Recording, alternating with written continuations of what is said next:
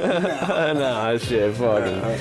Okay, baby. Hey, sometime I'm cold, sometime I'm cold, sometime I'm cold, baby, sometime I'm cold, sometime I'm cold, sometime I'm cold, sometime I'm cold, baby, sometime I'm cold. Sometime I'm cold, baby. This is the podcast, and we're gonna be starting this episode 3, 2, 1. Mic check. Check. Can you hear me?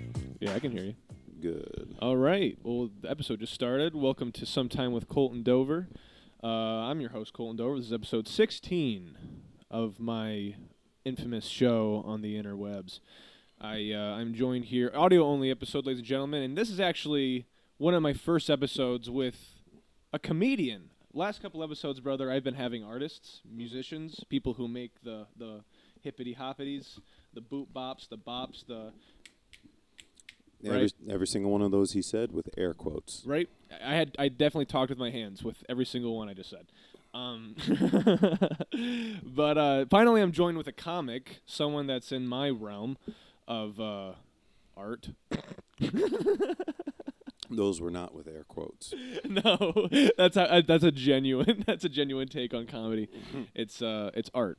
It's a fun medium. But I'm joined here today with my boy Jay Hunter. Introduce yourself, brother. Hi there. I'm Jay Hunter. I'm a comedian. Sometimes I live in Detroit.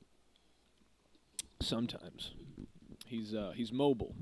He's mobile. He just did a show in South Bend at the Drop Comedy Club.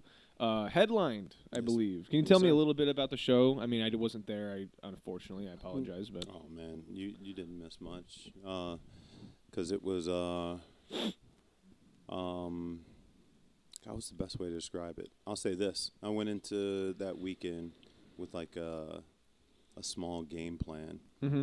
I wanted to do 3 different sets. Okay. Interesting. Like the first night, Friday, 9 o'clock, I wanted to go in and do, an hour long of one-liners. It'd be like one-liners with like dialogue. Fun. It's not like Yeah. I don't have, and the cat walked up to the, I don't. But typically I would just say whatever I would say in between. Or Like, do you riff in between 2 one-liners? Yeah. For sure. Yeah. It's more fun to do that. You catch the vibe of the crowd and you go with them. And sometimes I come up with tons of tags, just feeling it. But and then the second 2 nights, the Saturday, 8 and 10 o'clock, I had an idea of doing the 8 o'clock show clean. And doing the 10 o'clock show stories, and it would be what's going on? Andrew, nice to meet you. Besides introduce, we are recording. I just said we were starting a what pod. kind of ring is that? Oh shit! No, I'm just. Yeah, man. I thought it was like, I went state. Andrew Hatfield just joined. Yeah, that's it. Yeah. But it's like Super Bowl rings are a little bit bigger. They're so huge. It's like he went to the Super Bowl, the Pee Wee League or something.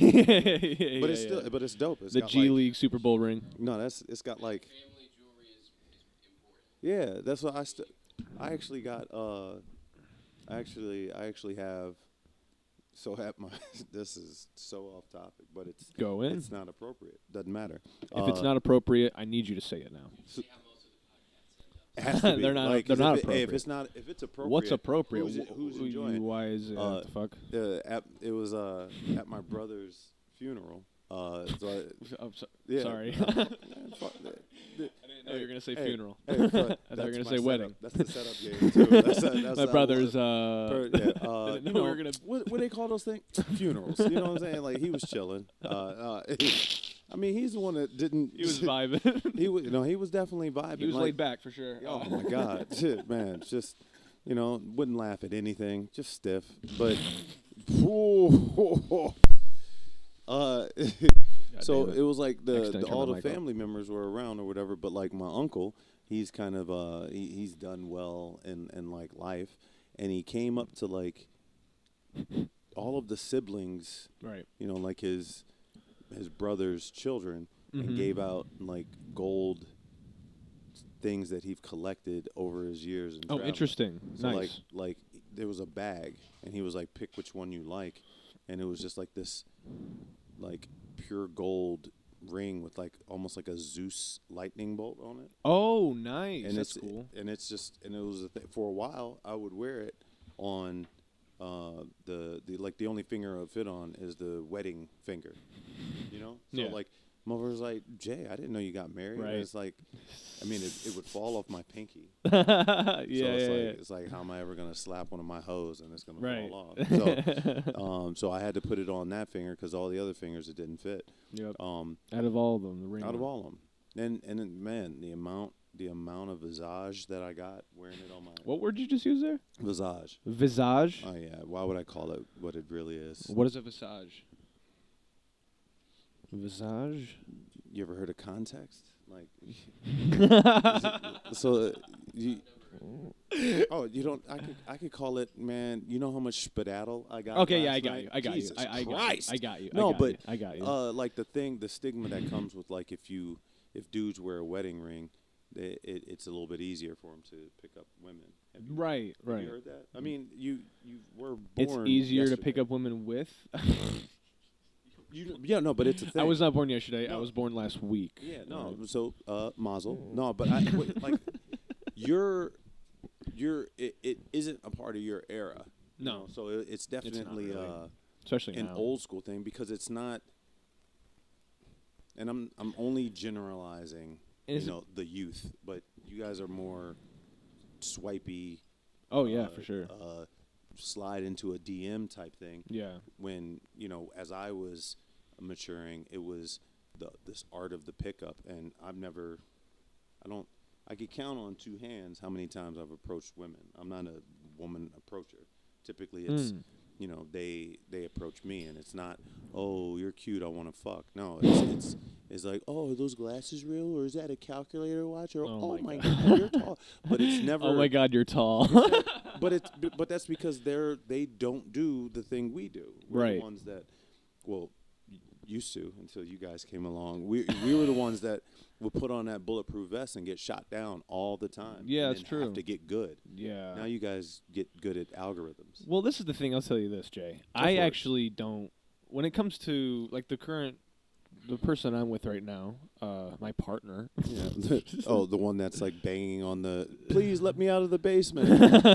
Yeah, we'll let her out after the episode. We talked already. No, but she, the current girl I'm with right now, like I met her in person. Like I didn't know. Like I work with her too. Like that's also why. But still, I like, could also explain that though. Mm. No, because I'd prefer individuals find someone at a workplace. Oh, because you I don't- do? 'cause I've gotten the opposite response many times. From what? Retards? like you got to be serious. Okay. I get it because think about it. If it's a work, See, you you're can about to kind say of- the you're about yeah, to say the you thing can that I'm kind of I saw it vibe. in your eyes. Not just vibe. yeah, Imagine a place where you're acting like yourself and you're watching other people act like themselves. Then Yeah. you get to like them for them as themselves. Exactly. And you don't have to put on. But when you go on a date or you go onto a bar, there are people sending out their representatives. exactly. I got yeah, my yeah, eyebrows waxed. I took my snatch through a little Yeah. clean dry and a They're buff and a acting. breeze. Yeah, they're Everyone's trying to win an acting. Oscar, and the Oscar is a date with a person they probably don't even really like because they're Facts. also Facts. trying to act. So for the first 6 months, you guys are just acting in front of each other. Yeah, Until everybody's Tom Cruise for the first 3 to 5 months. or Forrest Whitaker. We can't just give everyone Tom Cruises out there. There's some people with lazy eyes, man. Come on, we can't leave them out. And there's a lot of whales out there too. And Yeah. they won Oscars. Yeah. I was just thinking about the Oscars. It's funny. It's funny that Brendan Austin. Fraser's. That's what I meant. It's funny that Austin Butler became Elvis for 2 years and didn't win the Oscar. Oh, you don't. But you don't. That's not how you win an Oscar. Like, hold up. Yeah, you have to. You have to. You have to. Okay, you became somebody, but you gotta do that. You gotta say yes to the right script as well. Yeah, yeah. Daniel Day-Lewis. He played someone that was like paraplegic or something, and he didn't move My for at left least foot, 7 yeah. years. Like he's still there. No, I'm kidding. But, He's still acting. but he's the type that dives deeply into it. Mm-hmm. Nobody. Who'd you say just did that? Austin Butler did Elvis. Yeah, he did a Daniel Day-Lewis and for Elvis and didn't get an Oscar. Yeah, exactly. Daniel Day-Lewis does Daniel Day-Lewis, and I think he has one. You know what I mean? Oh yeah. He does a movie every turn of the century, and he puts his whole left foot into it, and he kills it. You know, his entire numb left foot. You know, and it's all purple and shit from just atrophy. But he puts his entire left foot in that whole thing, and it's like I think he got one for There Will Be Blood or some great shit. movie. But I think he also got for Lincoln, I believe. But like that's it was either him or DiCaprio for Gangs in New York. It was him. It was him because Yeah. DiCaprio's first Oscar was Titanic. No. Wait, no, it was Winslet the got- one where he beat the bear up and shit. Oh, Revenant. Yeah. Jesus Christ. That motherfucker wrestled a bear to get That's to get an Oscar. What have you done lately? You know what else he did on that movie? He not only on set, they went to actual tundra sets. It was winter. Yeah. Not only did they go there and it was real-time weather, He stayed out there. stayed out there. He starved himself, and when he was hungry enough, they gave him a liver. Give him the trophy. Give it you deserve the Oscar if you're eating a bison liver on the set of a 2015 film. God, give him the fucking hardware, man. But to be fair, that motherfucker has been Steph Curry oh, facts. since teen was in his age. So it's like He has not missed. like I agree. like Leo? you're gonna be eating liver. Like in fact, it's not even the people on the set were like, oh, he's eating liver. They were like, damn, man, Leo be Leoing. Like yeah. Because like who if you've been in the zone that much, Mm-hmm. you wouldn't just ever read a script and be like, oh, okay, my character is this. No, it's like this. I gotta do it. Smearing blood on his face. He's Yeah. like this. I live here now. Yeah. You know, but it's like you would have to, because he's like, I'm gonna give you guys his 110% is our. Don't even think about 60%. our levitation. Yeah. Because it's after years and years and years of being great at something, and just that's what it takes. Yeah. His phoning it in is damn. That was a real good move, and he wouldn't admit it, you know. But Wolf on Wall Street, he phoned it in. I was just No, gonna I'm say kidding. the Wolf of Wall. But there are scenes that people like of his shit. Yeah, I mean, have you ever seen the iconic clip of the behind-the-scenes clip of him moments before they do the scene where he's walking off, handshaking the people like in the building? Right before the motivational speech. No, it was like right before. Oh, he was leaving. right like, before he's fired. leaving to handshake people. Yeah. There's a shot of him like getting set, Yeah. and he's like ready, and then he get into the scene, Yeah. and he started shaking. Like, I saw like people, like he was just in his head. You can just already see in his face.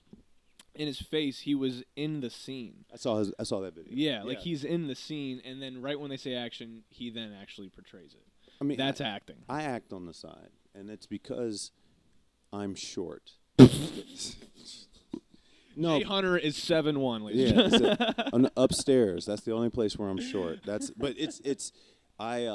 I'm somewhat of a character. So it's like, I like acting, and I'm also kind of good at it. And the thing that I do is I'm so like I do crowd work pretty well because I can be very present. Yeah, in I mean, you just said situations. one-liners for an hour. Yeah. That's opening up for crowd work Yeah. because of the riffing between. I just like those moments where I can use these split-second decisions. So like with me being present with stand-up, I can also be that same type of present acting in a character. So I've traditionally, right before people say action, I'm talking they're doing like all right, places, sound, speed, all those things. I'm like doing like a shimmy or a shake. So I'm kind of like doing I'm already I'm listening to like Hawaiian music in my head, like a little hip thrust. Yeah. And then they're like action. So the other day, and I just go right because it's kind of I like that don't- I waiting don't room in your need- head, yeah, the lobby I have in a your wait- room. I have Yeah. Da, Yeah, it's the elevator music in your head, and you're like, the door's open, you're like, and action. Yup, exactly. Yeah. I'm ready for my close-up. Hey. Yeah, so that's and it somebody was like, because I was doing a little shimmy, and it was in front of like all these like other people, and they're like, how do you do that? Yeah, like, the transition that I think. Everyone's all like, okay, so I have these papers in front of me. Do I look concerned about Right, my grade? right. How do I say it? Yeah, type shit. nah. And this is what I also think, Jay. I mean, you said you're acting, and you said that was you just described like your example of your process. We're both comics. I believe that comedians are the best actors. They're I one can of see that. like I think comedians have the best range. Because they can the one definition that I heard, and it was in a documentary called Misery Loves Comedy, like being able to make something funny sometimes stems off something tragic. That's very so true. Someone that has the ability to take tragedy and make like a smile from it, you've already been in a tragic place, whether it directly affects Right. you. It's all about channeling it, yeah. Or if there's a tragic event, it affected you. Mm-hmm. You're just making a joke about it now. And it's like, 9/11, was it an inside job? No. It was all those dead Holocaust people. But like it's so you're playing at these things that are real, but you're making a joke from it. So some people be like, haha, that's funny. Or some people go, haha, that's crass, cancel them. And then other people just be like, I lost my sense of humor when I voted Democrat. Right. If you can make light out of it or my sense of humor. I went blue, and comedy is just is gray to me. It's black and white to me. Did you see what he said? Your Honor, I object. We're not even in court, Sally. Jesus Christ! I saw this funny ass thing on Instagram. God, what were we just talking about? Oh yeah. So yeah, comedians being like those good actors, you got something, because imagine that. You'd be able to now tap into the sadness. That's what I'm exactly Jim going to say. Carrey. That's what I'm going to say. Like, if you can make light out of the joke, you can make sense of humor out of the joke. Imagine what you can channel when it's just sadness, and it's just the tragedy, and it's just the dark struggle part. But there are people that are dramatic actors that can kill the sadness all day. Right. Might have a struggle when it With comes to sense of comedy. humor. Yeah. Have you seen those those actors that will just try to do a funny film? It's like, what the fuck? Because they're acting funny. it's typically the comic that's there, providing like the relief, and then someone's like, "Hey, could you do that? Could you just do that again?" And then they'll have like a scene in a movie, a drama, where there's a little bit of levity, and it was because an actor was riffing. Like I've seen Louis C.K. do that shit. I mean, it wasn't a drama, but he was in. Did you watch the new Joe List movie? The Invention of Lying. Not yet. I haven't want to seen see that. I just the main reason why I want to see it is because of how many comics he used in it. Yeah, like that was Bobby Kelly's in it. Bobby Kelly. Bobby. You know what, dude? That's man. I didn't grow up on that, but my second growing up was on like those Boston comics. The Bill cellar Burr crowd type shit. Oh my God. You know, it's brutal. Oh my God. Oh God. Oh, this brought the other day. Okay. You know, an actor that's kind of like straight down the middle, good on both ends, like perfectly, I think, in my opinion, is Jason Bateman. I think he murders it. What do you disagree? so I hate you now. So comedy, Patrice O'Neal's my Lord and Savior, and acting is Jason Bateman. Yeah. So you agree? 100%. He's my guy. Did you watch Game Night? I'm not gonna say it's my favorite movie. It's not. It's just he's so good. Jason, man, I will watch a Jason Bateman sex tape and it's just him. Have you seen? And then have you seen? How do you transition from that? I just said send me the link. Could you? Have you seen? Ginger juice. Yeah. This is. Small sidebar, and then we're talking about Jason Bateman. Yeah. No, send me the link, and you're going to say something serious. Remember, don't I got forget it. I already had it in my head. So I was in NYC, and there was one of my cab drivers was, like, legit. I mean, it's still a story in New York, but he was, like, a doctor in, like, somewhere in the Middle East. And it was a long-ass drive. It was, like, 30 minutes, and we got into this long conversation about how His wife had migraines. The doctors really couldn't figure it out, and he eventually got his wife into acupressure. So not acupuncture, acupressure. So you use pressure on certain points. Cured her. And I'm like, damn, this dude's got like all types of stuff. He was like, if you want to like live long and healthy, every day a shot of ginger and introduce ground flaxseed in your life. And the flaxseed keeps keeps the fiber where it's at. And the ginger just adds a little boost to your immunity, a little bit of antioxidants, a little bit of cleansing, a little bit in the digestive as well. Because a lot of things originate in that gut. Mm-hmm. You know, as Americans, we're bigger because we keep introducing all these other foods. Yeah. Now. Processed foods, trans fat. It's insane. Or say you were just eating out at restaurants that have all, whatever foods, but you're getting Chinese food, Thai, Italian food, Mexican, sushi. American sushi. So you're doing all these things. Your stomach isn't adapting. Yeah. But if you go to these other cultures, in Italy, it's that one realm of that stuff. Go over in Asia, right. They eat dog. They just my one species, one breed. I'm gonna have a counter for when you have to like move from the mic and like spit laugh. That's fucked. But it's don't clip this. This is not even us they talking. Eat the same stuff in their body. Yeah, that is true. Now here's the real test. Do you remember what you were going to talk about? Yes, Jason Bateman's good movie that's on the other side of it. That's not really funny, but he murders it. The Gift. Have you ever seen that? No. Because I watched. It was the first 10 minutes of it. It was moving slow, and then I started taking comedy more serious. Yeah. Okay. I used to be a cinephile. Like I used to, movies, music, and fashion was everything my whole life before I started getting into like comedy. Yeah. So I would always have lists. If you were to name characters in a movie or name a certain theme in a movie, I could tell you what it is, whether I saw the movie or not. I was a movie whisperer. Yeah, me too, man. The second I started taking comedy serious, that all just went to the side. So it's like I knew that was a good movie, and I knew it was him, portraying a different role. But I won't ever do that to Jason again. Sorry, Jason. That is the when most. You hear this, that's the best way of saying you didn't see it. Yeah. Oh, but I watched the first like 15 minutes of it. Yeah, it's a good movie. And I just turned because it didn't quite get where it needed to go, and I might have been driving as well. Like I watch a lot of movies while I'm driving. Is that dangerous? You have a odometer, right? Yeah. Oh. So if it's sitting right there, the occasions that you look at your odometer or the occasions you look at a movie, but it has to be a movie that you don't have to just constantly look at. It has to be a speed limit movie. You have this display of all these things. All these you gauges look and at shit. These things. Right. They tell you to be hands-free, but like changing songs, you could be sending a text at the same I do that. So it's I turn in assignments on while I'm driving. Technically, if you could link your phone and there's that screen right there, you could be sending the same type of text.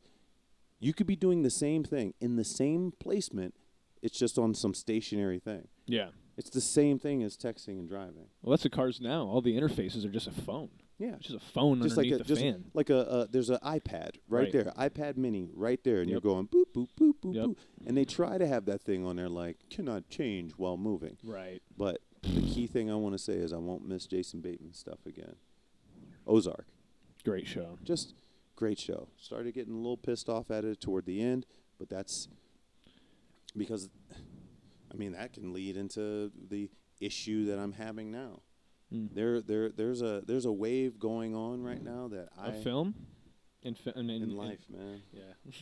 There's a wave going on, and it's bullshittery. It's definitely a small divide between the sexes, and I'm not trying to get you canceled or anything. No. And my goal isn't to get canceled, but nobody's speaking up for dudes. We're ready to say like all men ain't shit and all this other stuff, and I just don't find that fair as a statement anymore or a sentiment. There was a time where the men versus women, and it was very unfair, and they've been heard. And just like with any group or any issue, there are still ongoing things. Yeah. But there is a mentality that is dookie. I and think it is sexism. shitting on Yeah, dudes. I think sexism exists on both ends. Obviously, I could give a fuck about both ends. When I'm getting shit on, like, first off, when I'm hearing someone preach about equality and then in one breath and then doing something that if a dude would do, it's insanity. And if you can't even realize it, then that I was in the middle of telling you a story of some horse shittery. So in that same like moment of being out, I'm with 3 people identifying as female and me making the 4th dude that identifies as male. right. One of the females got up, and as she was like leaving, another female mimicked the ass grabbery and kind of got up on there and grabbed a little bit of her ass. And I look, and then I A just female look did away. this to the other girl. Yeah. Okay. As she was leaving, because she's so hot, and I can't. And so I. And looked- these 2 females didn't know each other. No, they knew each other. Oh, okay.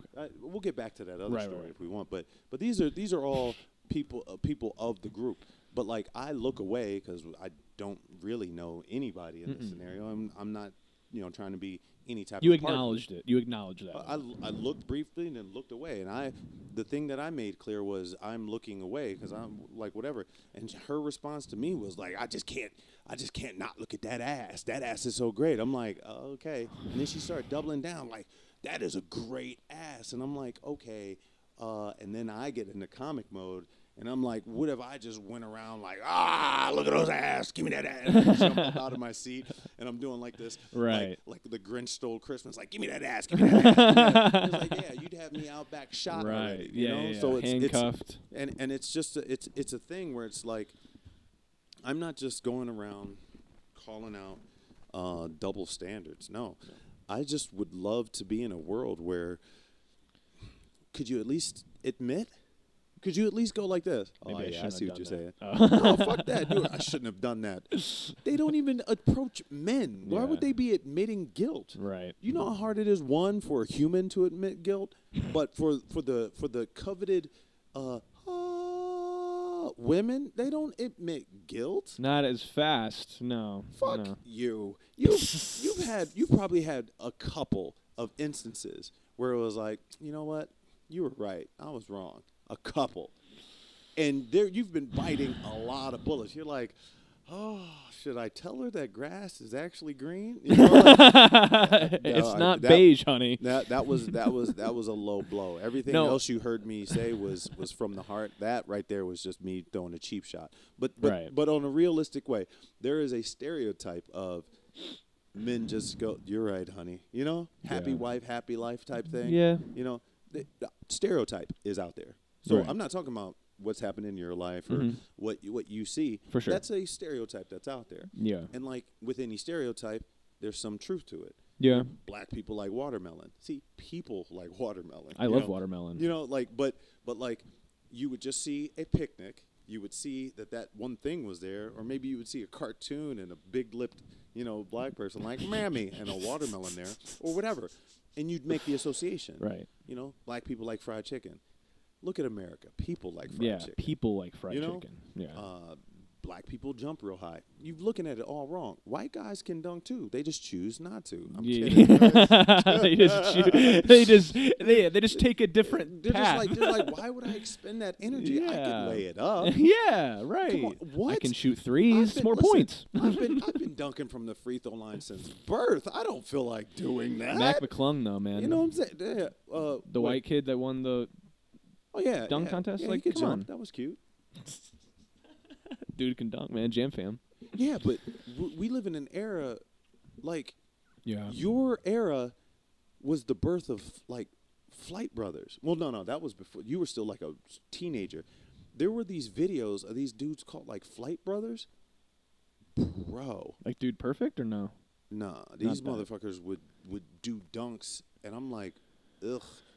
It was so prevalent, people started doing it enough to where it finally made it to the NBA level. Someone's in the league right. doing these trick dunks that are, typically reserved for, not even in dunk contests you would see the best. Like Globetrotter type shit. Yeah. Yeah. Their Flight Brothers, they were doing like pickup games. It was almost like the rebirth of like And One, where you had like the Professor, Skip to My Lou. That type of street ball rarely made it to the league. Jason Williams, White Chocolate himself, one of the best passers in the league. He was the closest individual franchise name that brought street ball to the league. Yeah. But other than that, it just kind of stops a little bit. Like, yeah, he had his own style of basketball. That's insane.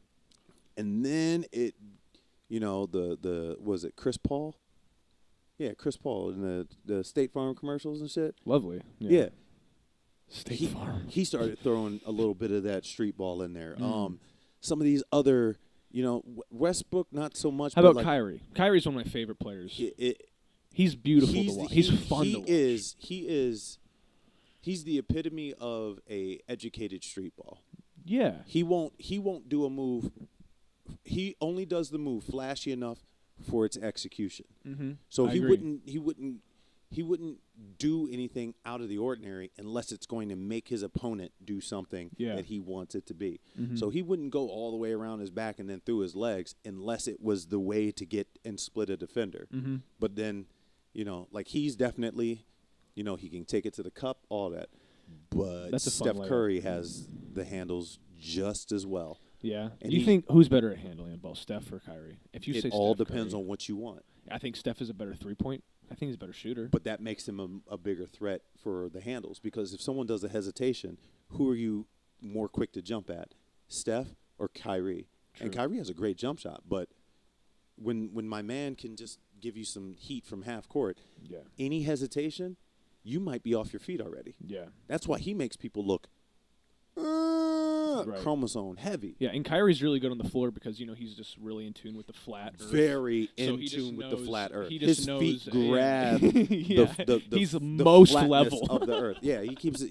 That's why he's so level-headed because he has a flat brain. But he hoops majestically. He's a jelly fan, because bro. He's so good. He can take it to the cup. Yeah. And it would not make sense for Steph to ever hit the cup like that. Seen Steph like? Oh, I've seen him dunk. I've seen him take it to the cup. I've seen him make people. He can dunk. I'm talking about like he did a front flip. No, I'm kidding. But watching Steph Curry dunk is like watching a pitcher bat. It's like I don't want to see that. It is strike someone out. Shoot a three. It is so true. It is so true because it's not nasty. It's like I think I'd rather you lay it's it the out. most fundamental. Yeah. Like dunking by numbers. It's like Brittany Griner dunking. Yeah. I'd rather her be in prison. It's CBD to imagine. It doesn't even get you high. It's the CBD of psychedelics. I'm going for 9 years for relaxed thighs. Get the fuck out of here. That's dumb. God bless. All because we were talking about movies. Man. Well, you said you were a cinephile. Let's go back to that. What is some of your favorite movies? Yeah, I have a rotating top 10. And okay, give me your 10. I'm saying it'll be different every time. You ask me tomorrow, it might be different. So it's a it's like it's like the football. It's like the cloud, Yeah. Like it's Ever real. changing. It's real, but it's virtual, know. So like I couldn't write it down because I'd be It's like Pete I'd be in Davidson's conflict. dates. Yeah. All right. Shit. So now that my brain's all over the place. So it's Aristocrats. Aristocrats or Aristocats? Let's be real. Do you know the difference? I know the one that's okay. The Aristocrats is an actual movie. Yeah. Okay, I don't know. It's a documentary. Okay, I'm not a documentary guy. I'm not a big fan of talking heads. I was about to say. I'll look it up. I was about to say, look it up real quick. Look it up right now. And then once you look it up, I want your reaction to be, on this podcast. IMDb, baby. Yeah. And once you just see the tagline for it, then you'll get it. And then I'll just keep naming them. It Follows. Like now I feel like I gotta put a Jason Bateman, Melinda and Melinda, Waking Life. How do you spell Aristocrats? Just like cats, but put an R in front of the C. Cunt. Fuck. or sorry, crunt. That's funny as fuck. Aristocrats. Yeah, so like Okay. ARI. Oh fuck, George Carlin's in this. Don See? Rickles. Now you're fucking getting I it. love it. And it's fuck all yeah. about a joke. And like That's lovely. you want me to give you the small description on here? Yeah. Okay. Tell me about this movie. It's The Aristocrats is a joke.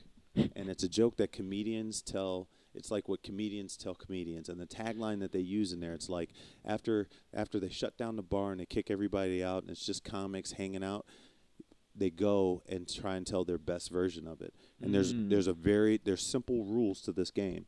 Like you typically start out with like a very in general introduction, like so a man walks into a talent agent's office. That's the first rule, and then the last rule is you end with the aristocrats. Ah, so the opening and the end of the line. Yeah, is quite the same. In the middle. Everything in the middle, that's your Sistine Chapel. Oh my god. You get to create. That's beautiful. Now, It's a fun outline. I'm going to give you a simple example because I typically crumble every time I do it. Okay. So it's interesting because I was actually going to be doing my version of the Aristocrats on the Late Show. Yeah. Late Show's a little looser. Yeah. Motherfuckers had some drinks in them. Right. You know, you can get a little, Yeah. you can get a little risque. You know, you Little make bit, it little maybe bit. show a little bit of a negligee, if you know what I'm Yep, saying. yep, yep, a little yep. bit of ankle. You know, Right. if it's, that's Yeah, to my show the Middle Eastern shoulder. people. Yeah, You know what I'm a little saying? bit Just shoulder. out there showing them ankles. What's up, baby, Facts. habibi? It's a 10 La, la, la, o'clock, la. baby. You know, 10 o'clock ankle. so, and this is it would be, it's a true story. This was back in my military days. I was doing Thanks a little for bit of sharing. acting. Oh, listen, I only did it for you, baby. So, while I was out Lovely. there one time, it was I think it was in port in Dubai. It doesn't matter, but it was in Dubai, and I was just curious, and I was on leave for a little bit, so I'm walking around, and I end up walking into one of these talent agents' office, and as I'm sitting there, I'm just waiting patiently because I was going to like chop it up with him, see what I can get, A guy walks in, and this motherfucker had me beat. He was wearing a tuxedo, and it's like, why are you wearing a tuxedo when this is just a talent agent, but maybe he has a reputation to uphold? So this guy walks in, didn't even have like an appointment, walks straight in, busts through this guy's door. He's acting like he's busy. He takes his phone, he puts it down. They leave the door open so I can hear this entire thing. He goes like this, "Hey, you, I have an act you need to see." And he was like this, "Kid," and they're two adults, but he's like, "Kid, you have 30 seconds. You better impress me." Mm-hmm. And he was like, "Impress you? I'm wearing a tuxedo. I'm going to blow your daughter."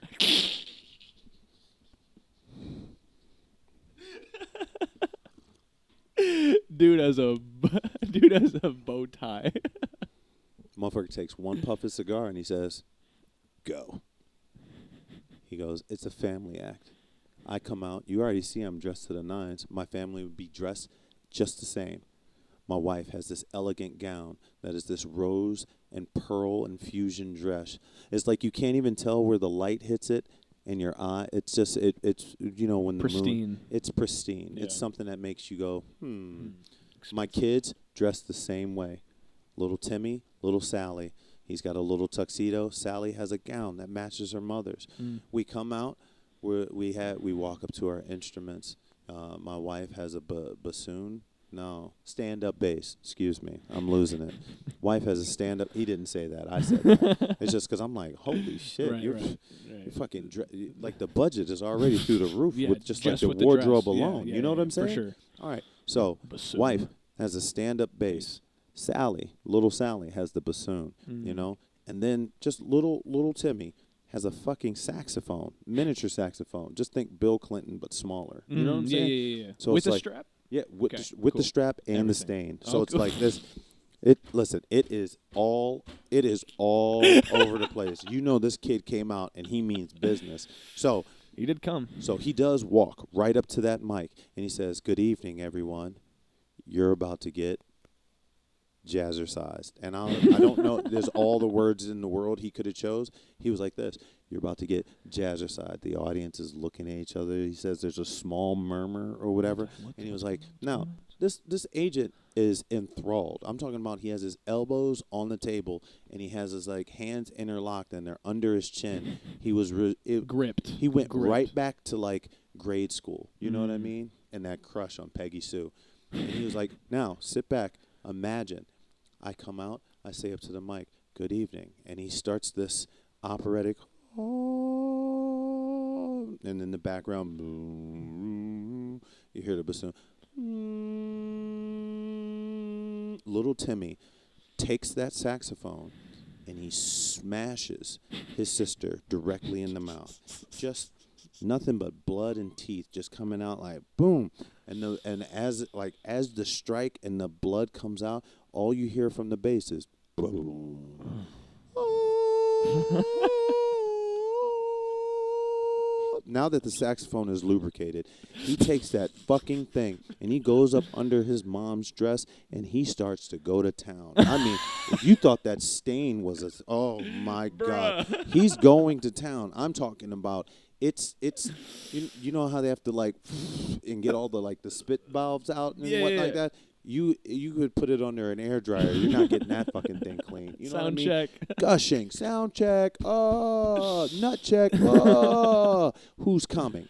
Now, as he's like shoving it in there,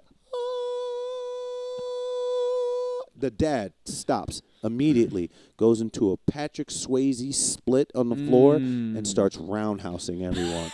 Just hits his wife in the face, hits little Timmy, small roundhouse.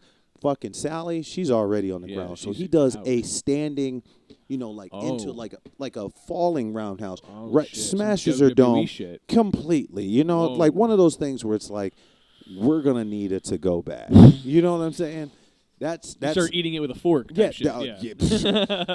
I hope you got your bib. You know what I'm Came out saying? of the fucking I tortilla. hope you got your bib. Like this, I'll tell you right now, this meal is sponsored by Gallagher. If you know what I'm saying, that's. So as he's going there, there's like smashing.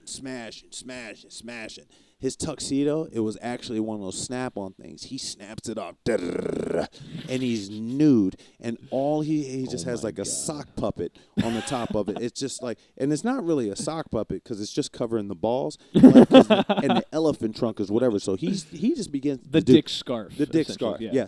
But he starts doing this helicopter, right? And it creates like this wind funnel or whatever, and it just blows all of the audience's hair back. Like there was a commercial Toupees back falling in the out. toupees Yeah. falling, and they're like, "Oh my God!" He's going at such a velocity that his dick detaches. Oh my God, helicopter shit. Helicopter. So just like if a helicopter crashes and the fucking wings fall off, his dick goes into the crowd and starts lopping off the heads of everyone. Just holy head after head after head after head, and he just starts this laughter. It is my world. And he's like huffing and puffing, and there's like sweat coming down from his head as he's explaining this whole thing. The fucking agent hasn't even breathed. He was like, if he told this story for at least 5 minutes. I don't know how he held his breath. Like as he was regaining feeling in his like toes and fingers, he goes, Lips are blue. Jesus Christ, kid. That sounds like an amazing act. What's the name of that thing? Like, you got to tell me. And he goes, The Aristocrats. Rich people shit. People would enjoy that. So I would that- definitely buy. That entire documentary is different people's versions of That's it. a simple example sequence. Because you just you let it go. Bob Saget, Rest in Whoopi peace. Goldberg. Oh my God. I'm just naming the top ones. I saw Don Wendy Rickles. Liebman and one other. Oh, Gilbert Godfrey. They like just when you get to their portions, you're just like, oh fuck yes. But that's what it is. You just you riff. Yeah. And you just it's a Is it a test. scripted documentary? Yeah, probably like parts, not even. like It's scattered. loosely held, like not a scripted documentary. It's experimental. You're talking to comics. Experimental comedy, essentially. You're talking to you're asking comics. Have you heard of the Aristocrats? Oh yeah, that joke, and you're getting their take on it. It's directed and produced by Penn and Teller. Oh, beautiful! Like Penn Magicians. Jillette. Yeah. So like I mean, they're in it, you know, but like it's no, and I think Paul Provenza, the guy that did the Green Room, I think he's the director. But it's produced by one of those guys. But anyway, it's just a good watch. Yeah. The Gilbert Gottfried story alone, it's just enough to make you be proud that you're a comedian. That's cool as fuck. I love like comedy, like when comedians take control of like a film narrative, like not even necessarily a comedy movie, but like it's poetic. When you get to the Gilbert Gottfried portion, you'll get the chills. You'll go like this. You'll go, oh. And I'm not even going to tell you anything about it. God, because so but what he did was monumental. Like you're familiar with the Philly incident, right? The Philly incident with Bill, Bert? with Bert. Yeah. So it's at that level, maybe a little higher, like a lot higher actually. Damn, that's crazy. I love that type of shit, like poetic, like just. Well, it's an absurd poetry because you get this. The joke is typically filthy, right?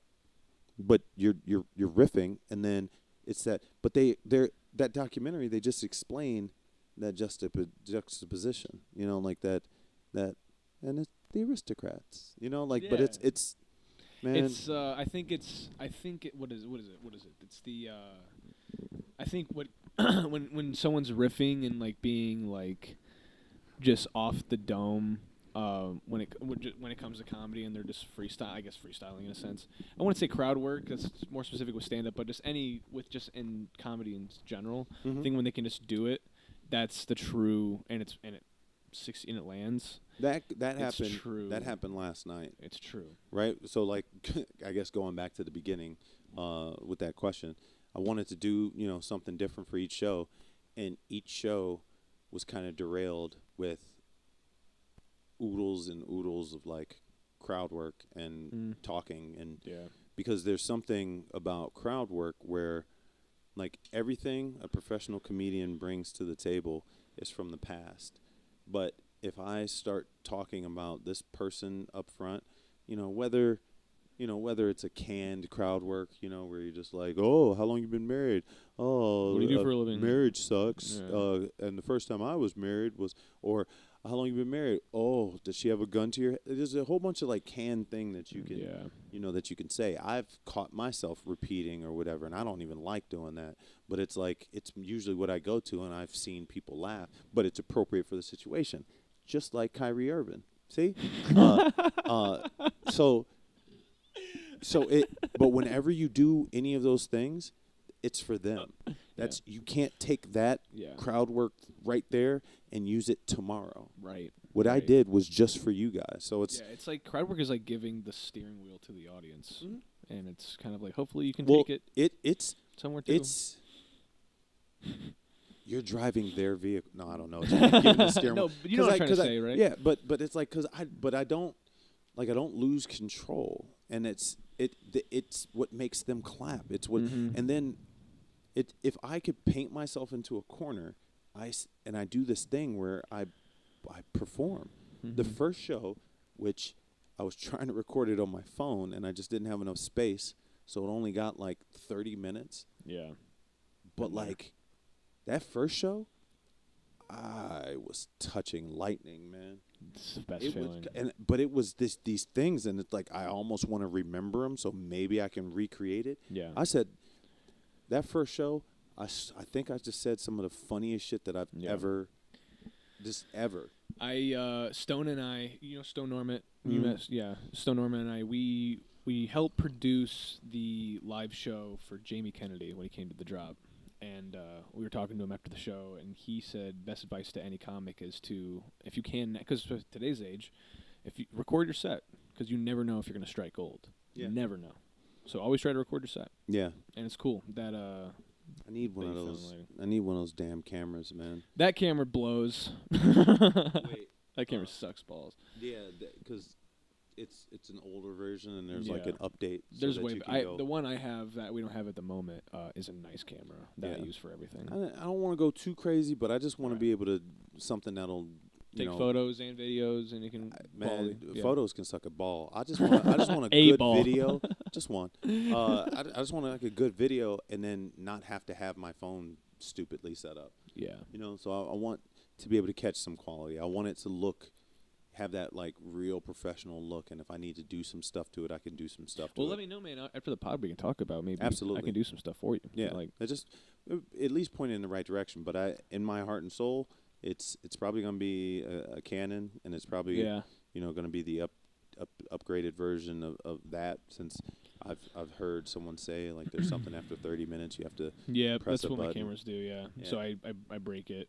I break that transition with just multicam editing in post, but it happens with both cameras. So it's I was on a podcast about a year ago, and no offense, you know what I'm saying, I didn't want to. What the fuck? Yeah, I started this last week, probably. That's how you. Oh, you did? No, that's hilarious. I've been doing this for about a year.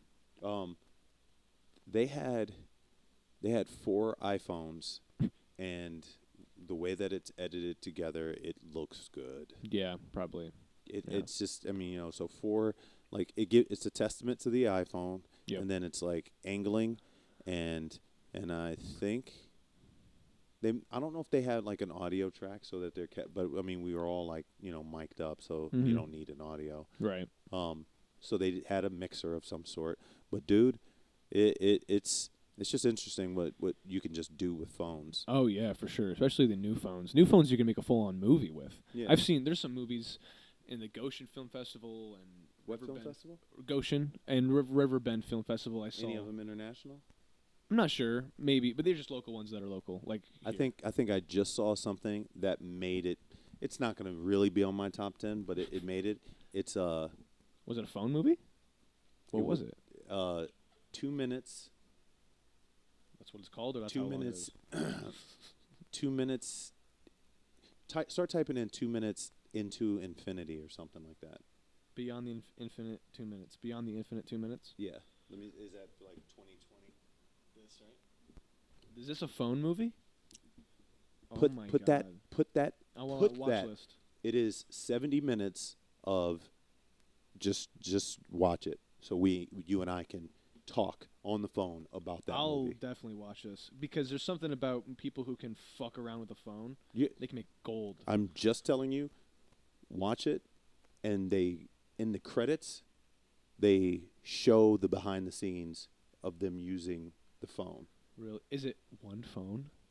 One If or it's- two. Okay, I was gonna say if it's like one phone, just the whole movie would be insane. But Right. the second you see the movie, I don't think you'll believe. Because I watched it, and then someone said that, and then I wanted to punch someone in the face because I was like, I don't believe you. And I didn't watch the credits. I saw the credits. 2 people. No, Steve Jobs. You're going to need to see it. Because once you see it, you're going to go, I'm telling you, it isn't your normal movie. Like, I looked at it. It kind of gave me like everything everywhere all at once vibes. Did you watch that? Yeah. Good movie. That's in my top 10. Yeah, that's a good movie. Like I went to see that with like an ex-girlfriend, and then like I kind of like somewhere in the middle of the movie, I leaned over to her like, "Man, who came in here and started chopping onions?" We got a crier. You motherfuckers are rude out here, just in the front row chopping onions. Fuck, man. Fucking Christ. Someone who let out the tear gas, man. That's fucking. That was. Oh my God. That was weird. But no, so that movie for real, like Okay, bet. you've never. It's way simpler than that everything.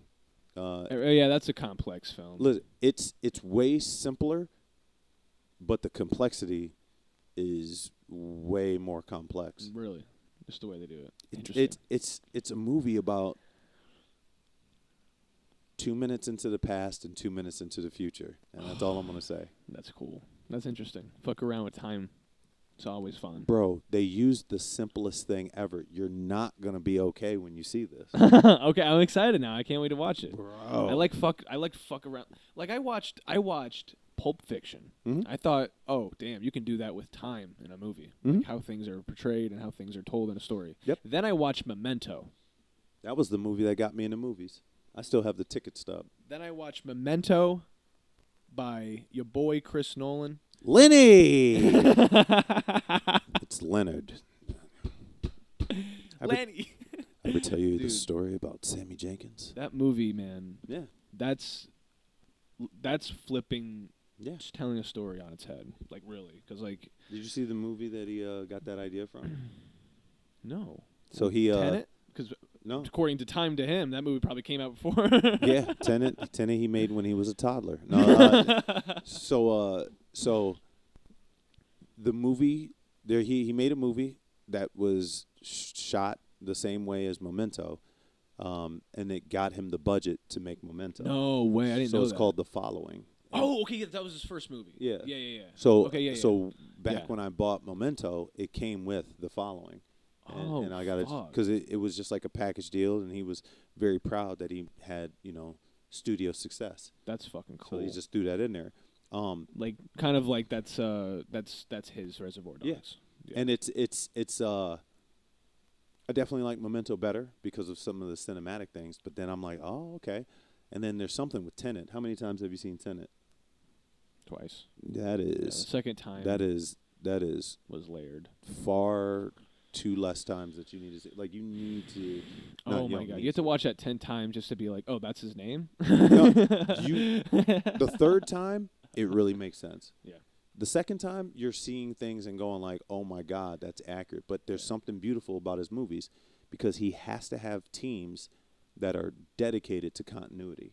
Mm-hmm. So like Inception. Great. I'm telling you, teams on top of teams where their sole job is to ensure that this one ship is right and this other person ensures this ship is right.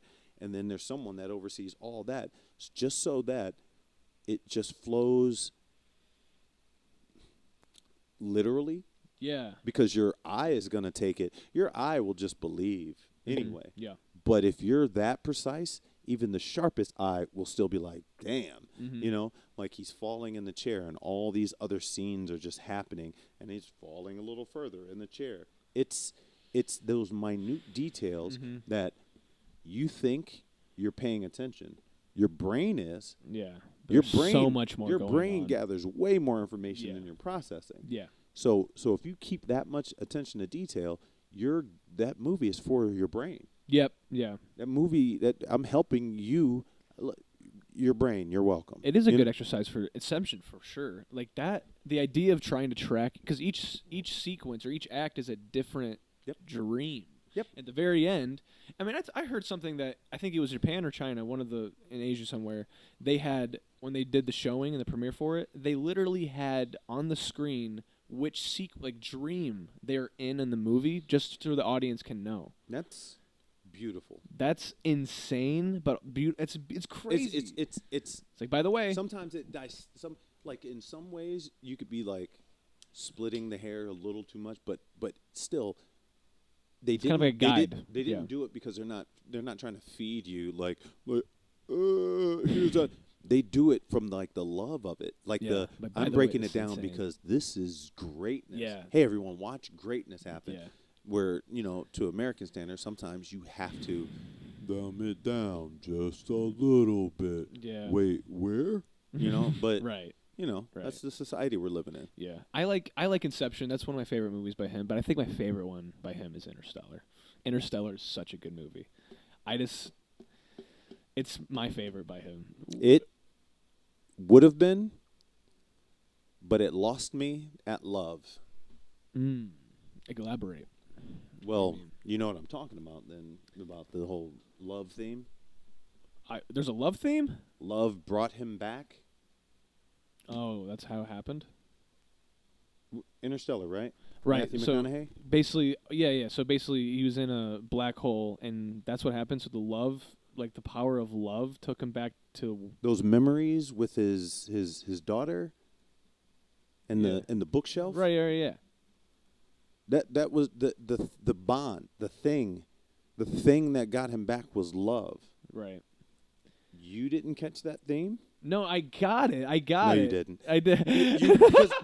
Because you can just watch it and Chris Nolan, fuck but, you. No. But if I were to ask you what was the mechanism that got him back, you wouldn't quite know. I wouldn't say love.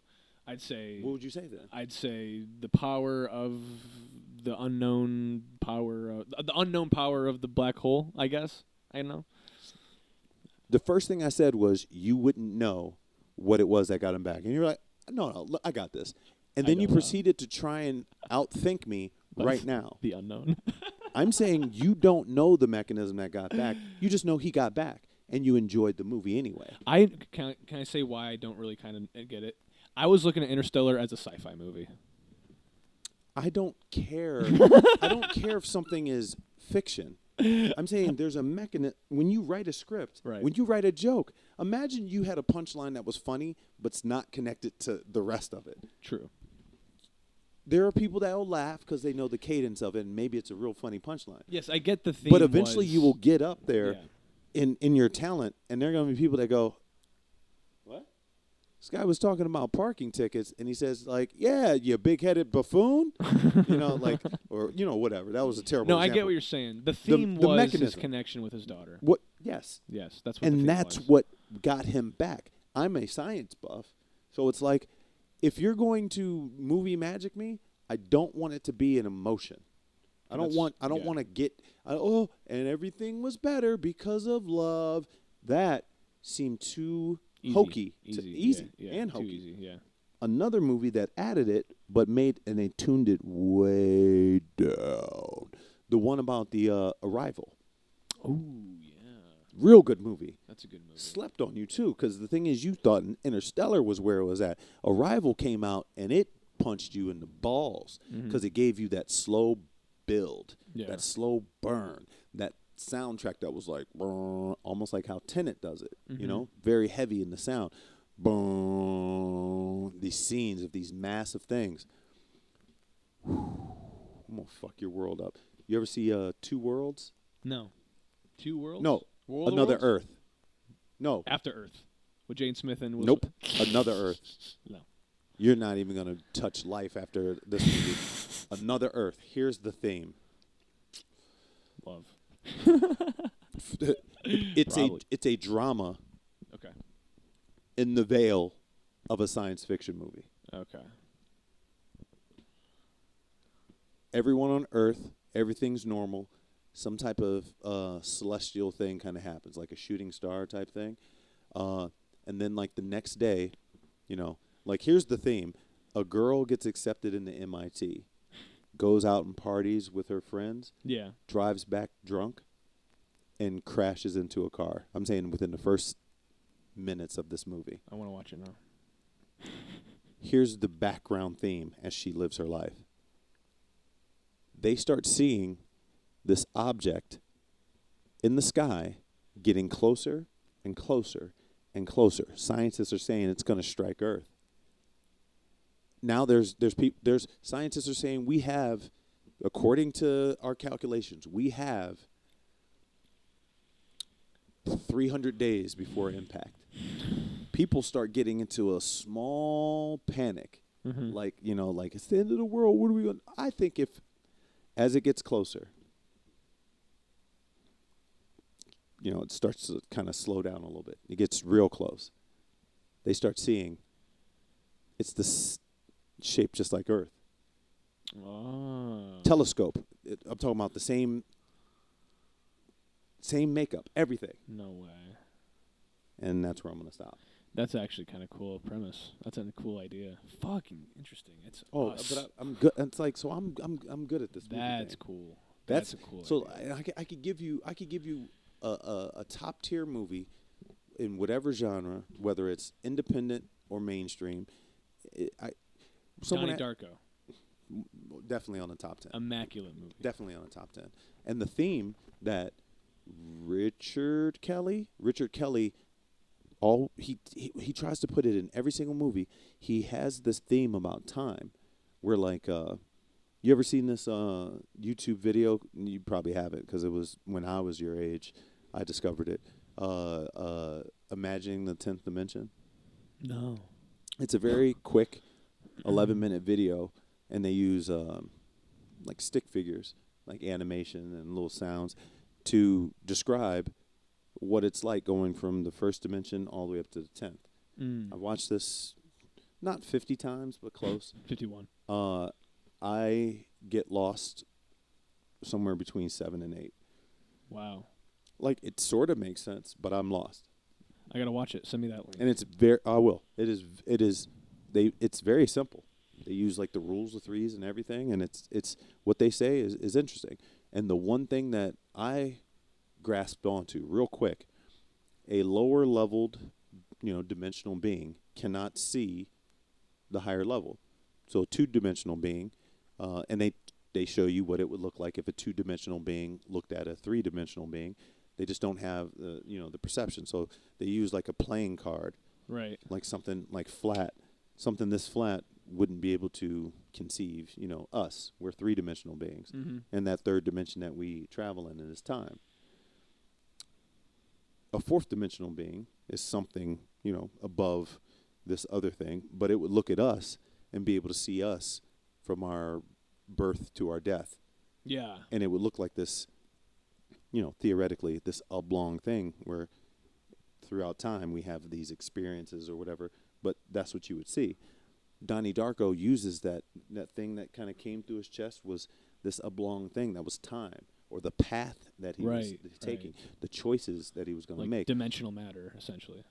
The box, they use it. I don't know if you've seen the box. The box? Yeah. I don't think I've seen the box. The box, I'm just going to give you a quick little premise. Okay. A guy shows up at your door, and he's grossly disfigured, and he says, in here I have a box. In this box I have a button.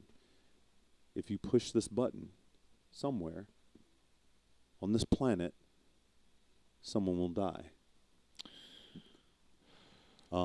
You won't know them, whatever, but you push this button, someone will die, and you'll get $1 million. And he leaves that box for a husband and a wife to make a decision. And then you got a movie. That's a really good premise. It wouldn't work now, just because of how quick I saw you pressing that fucking button. Motherfuckers nowadays. But once you watch that movie, you'll think twice about it. Yeah, I guess so. I mean, well, there you go. Now you're being human, This is because the I know thing. you wouldn't press it. No, I wouldn't. But this is the 'Cause thing. you guys He are said, fucking "I don't pussies." know the guy who will die. If I don't Yeah. know him, Yeah, don't people die worry. every day. Yeah, don't worry. You would think that for a second. You press a button. Oh, I just killed somebody. That's what it is. Oh, it's murder. No, that guy did. The guy with the box killed him. That's one side of the argument. No, it's a movie. That's in the movie. It's a movie. I'm saying that's in the movie. Okay, so the box, Southland Tales. This is just a heavy cast movie. Like, got The Rock in it, the dude Stifler from American Pie or whatever the fuck. The Rock is in the box? No, man, Southland Tales. Oh, sorry, that's a different I'm naming. movie. Yeah. Sometimes my brain gets a little overactive. He has some bangers for movies. You know what's the best Rock movie? Walking Tall. You ever seen that? Where it's a remake. It's a remake, and Yeah. he's a sheriff. Yeah. It's his best movie. His best movie? You might. I mean, because he doesn't have too many bangers. You might be right. You seen that before? I liked him in Get Shorty. Or no. The Rock? So Get Shorty is a movie about a gangster that becomes a Hollywood producer. Beautiful. And then they made a sequel to Get Shorty, and it's called something else, and it's John Travolta in it.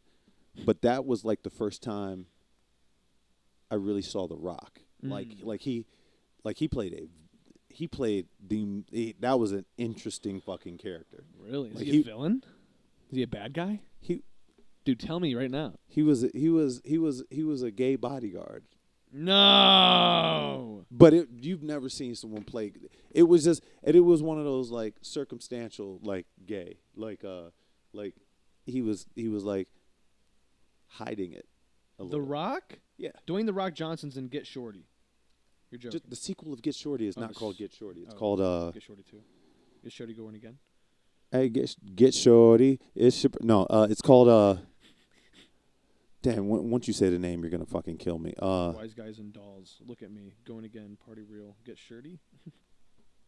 Wait, what are you doing? I'm on IMDb right now. Don't go to Google and type in Get Shorty. It's not even on IMDb. Let Google do Guide the me. algorithm work because it's the sequel to Get Shorty. Okay, bet. You wouldn't go Get Shorty 2 in IMDb because it would say Be cool. Be cool, bro. Be cool is, man, Travolta in one of his best. Vince Vaughn. Hey, baby. But just so they made a TV show, Get Shorty, off of the success of that. It just took them forever. Interesting. But I mean, I Get can't. Shorty the show. I can't go back and fuck with that, man. Like they had something great, and it's like That's funny. Nowadays we're only making sequels, remakes, and TV shows Yeah. of shit that's already out. Right. Creativity is dying, and I agree. And everything, everywhere, all at once. Spit in the face of that. Yep. One hugely, like just huge win. Could that at least open the doors to fucking writers' rooms everywhere? Stop making fucking sequels and prequels and fucking spin-offs and this. Go and write something. Yeah. Now, there is this attachment we have to capitalism that is fucking us. We want to see an Avatar 2 so that your box office can go like this and the shareholders can go like this. Thumbs and up, everyone's just like, money. Thank you. Yeah. I just got, and everyone's all stuck on this money thing. There's a Joker 2 coming out. Like, what? They didn't need to make a sequel to that movie. There's no need to make a sequel to Joker 2. Unless you want money. Yeah. Because the Joker was a surprise success. Yeah. And they liked it, and they want to see him do more. Okay, now, can you go crazy on that? Yeah, you can. You make a quality movie. But I put dollars to donuts. They're going to splash it with, this is maybe the origin of this character, and this is and they're going to have people go like, yeah, those yay moments. Yeah. Like at the end of Marvel movies, and it's like, I was wondering what he was doing. Yeah. You're doing that for these, it's like being a comic, and you're going up to like, all right, now give it up for the troops, and now give it I got a standing ovation. Oh, really? What was your joke? Oh, I was like, hey, man, give it up for your wait staff. Yeah. Original as fuck. Like, you're doing it just for... Sequels are hacky. Yeah, clap bait. Yeah. Sequels can be good. The things you do in the sequel, where you're... like the thing that they do with Scream. The thing that they did with Jurassic Park. Yeah, they're going ham with this. Yeah, Jurassic Park, and John you start Wick. bringing in all these old characters. John Wick is still on its OG cast, but you're right. I bet if they have Halle Berry, and it's like when you start bringing the fuck other people back in, like, are you telling me this is just a long in between TV show on next episode? Stupid. Right? Yeah. Stop bringing people back. People are gonna go yay, but is it driven by the plot? Right. Or is it the money? I think Star Wars and Marvel is like that now. Yep. Yeah. Star Wars is the. It's the most genius one of it because it's born off of George Lucas's idea. It's it's the most original idea in the world. Original idea. So There's a whole world created around it. But here's my beef. The world is way more interesting than these storylines that they're just branching off on. Yeah. I learned this in boot camp in the Navy. So this was 2000. Mm-hmm. Someone told me that when you read into the Star Wars universe, they go into how lightsabers are made, how CRISPR, how it's just a crystal, and you're generating the thing. Yeah. So it's not like you just press a button and I put it on 20 watts, so it just but they don't go into that at all. They don't nothing. Yeah. They could go on. They hint at the Force and how it's a duality. Right. But the thing is, we've already watched it play out that you see that twist, and they're just recreating the same twist. Yeah. Someone starts good, now they're bad. Someone starts good, now they're bad. I agree. I think they focus too much on the character arcs rather than the story, rather than the universes, what the universe is offering. Because there's a certain monetary value to it. You can make more money off of a character arc because you have these actors and actresses that people want to see. Mm-hmm. So if I could get asses in the seats, that's why there are certain ideals that are a little bit fucked. Like they got mad at Scarlett Johansson for playing, I think, Akira or some shit, like an anime. She played an anime character. Yeah. But this anime character is supposed to be Japanese. Yeah. So they're like, why would a white woman play blah blah blah, or Christian Bale playing like an Egyptian in Exodus or whatever the fuck. One of those fucks. But you're gonna be the people going like, we need better representation. Okay, stupid. They care about dollars. Yeah. So when you put Scarlett Johansson, you get people that want to see Scarlett Johansson. Exactly. They care about dollars. Yeah. Until you want that integrity, get the dollars out of it. That's why they casted Chris Pratt as Mario for the Mario movie. He voices Mario. Too easy. It's because he's hot right now. Yeah, it's money. They're not going to just get an Italian guy. Yeah, and now we're really playing games now. Mm-hmm. Okay, it's acting, right? Yeah. Oh, why do you have a straight person playing that gay role? Because it's acting. Yeah, that's annoying. Yeah, right. You just rolled your eyes to the liberal movement right now. How dare you? How dare you? I should cancel you right now. You know what? Right now, he's canceled. Yeah. And I did that voice. No, I'm not acting. I've sucked a dick before. Yeah, no, that's so stupid. But it's outrageous. Yeah. Could a white guy play a black guy? I don't know. Can they? But I'm not going to be outraged. Robert Downey Jr. did. Fam. You ever seen Tropic? Oh my God. I have a video up from that podcast, and it was because someone asked me that same question that you said. Yeah. And my brain shut down completely. It just was like, so they got me going like this. I take my jacket off. This jacket, I take the fucking thing off. Jean jacket, ladies and gentlemen. And I just sit there and I point at the camera and I point at the dude and I say to him, have you ever watched Tropic Thunder with the DVD commentary? Look at my face. It is an entirely separate, funny movie on its own. I used to, with my homies back in like Cleveland, we would just throw it on with the DVD commentary and sit there and just laugh. We're like popcorn and shit. And here it is. Here's the coup de grace. The line in the movie is like, I don't drop character to the DVD commentary. Robert Downey Jr. does Lincoln Osiris throughout the entire DVD commentary. Oh my God, so good. You got Ben Stiller like this. Hey Robert, what are you going to be wearing at the premiere? He's like, Dior. Like, bro, Dior. It's right. All right, everybody, shut up. Here comes my part. Like, I'm not lying to you, man. It is stupidly entertaining, and there was all that like flack when it was coming out, and it's like, they were mad at the blackface, and it's like people getting outraged about satire. Yeah. There was an outrage because they wanted to ban the book Huck Finn back in the day. Right. Huck Finn used the N-word a lot. Also, that word was used a lot. Yeah. So, Woody, you telling me I'm going to give you a history? That's why I can't watch a lot of these TV shows set back in the day. Right. And then they have a black character, and there aren't just people trying to kill him on Thursday. Has nothing to do with the plot, but just trying to kill him. But he's like, oh, that's just Jim. Oh, they're really giving him a razzing. Like go fuck yourself. Yeah, I could watch a video of a few months ago and watch some horse shit happen to a black person. You telling me I'm supposed to believe something set back in Peaky Blinders time?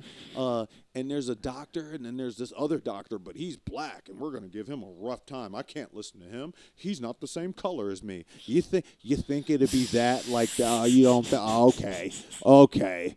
Oh, they don't respect me because of my skin. Why is that? Man, you would have been dead. Yeah.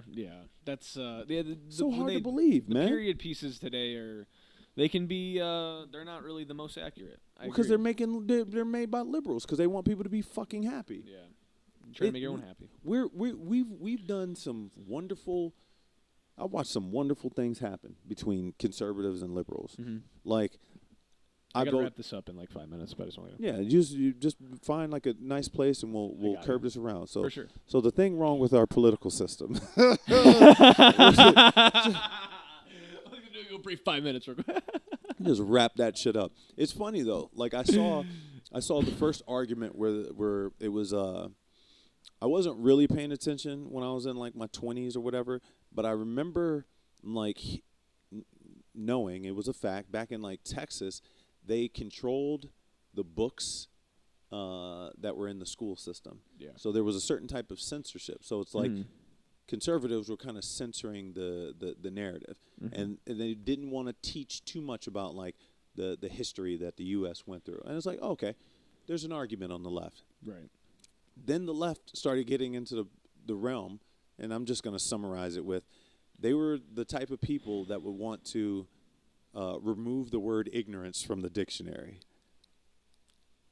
Do you see the irony in that?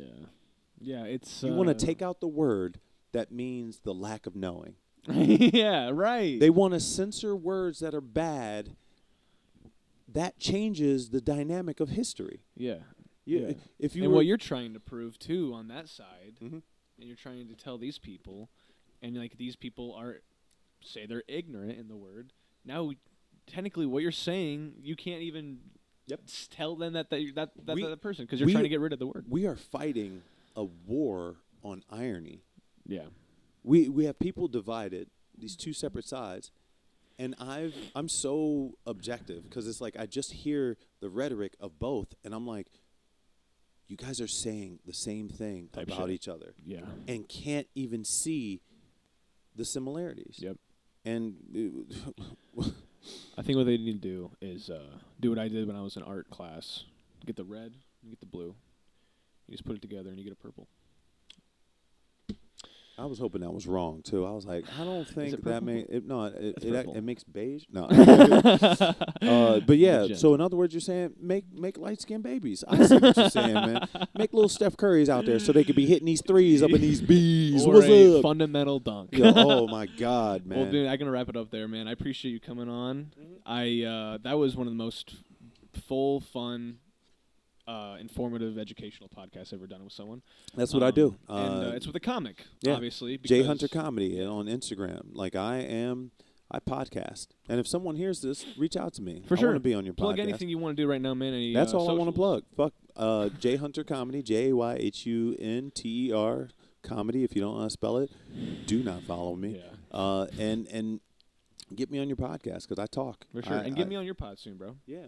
I mean, yeah, absolutely. Absolutely. I don't have a podcast yet. I used to, but like. What happened? Do you want to do shows soon, or are you trying to do ones? It's in the works? It would have to be something sponsored. Nowadays, I don't like producing anything. Right. I just want to walk around, do comedy, do whatever. If I produce anything, it'd have to be sponsored and taken care of already, so that I could just go and do this because I talk well. Right. I know how to get on a topic. I know how to expound on it. I know how to pivot. I know how to go back. I know how to do a lot of things, and production is not where I want to put my talents. I want to talk about. I just want to talk about issues, talk about things, talk about people, talk to you. I think people need to get to know you on your podcast. Yeah, thank you, man. Appreciate it. So I like making all this, making everything myself and trying to. So here's the thing. Out, so. Next time I come back on here, I'm going to interview you. Please, I love that. We'll do another one for sure. Absolutely, and everyone, just for the record, we ended this podcast on a handshake. We were shaking each other's genitals. Because my dick's it's my third. Hey, thank you for having me. Thank you for having me on, bro. Yep. You see what I did? That's what I do. Listen, my hand was so deep into your asshole. I just made you into one of my dummies. I was like, have a good show, dude. I'm a thanks puppet. for having me on. Yeah. Oh, I puppet you all right. Oh wait till I get you with my skin puppet. That's. Thank you, everybody. Goodbye. Thank you for having. Thanks, Look J at Hunter. him. Thanks I'm in there. I incepted in this Dude is motherfucker. operating. Thanks for being on my pod, bro. It's Sometime with Colton Dover, episode 16, ladies and gentlemen. Last one was 15. Thank you guys for listening. Sometime with Colton Dover on Spotify, YouTube, Colton Dover on all socials. Jay Hunter, anything else you'd like to say? No, I just I like America, and I can't wait to get out of it. Cool, I agree. Can't wait to go to Chad. It's the only country I can think of. All right, thanks for listening, ladies and gentlemen. Bye bye.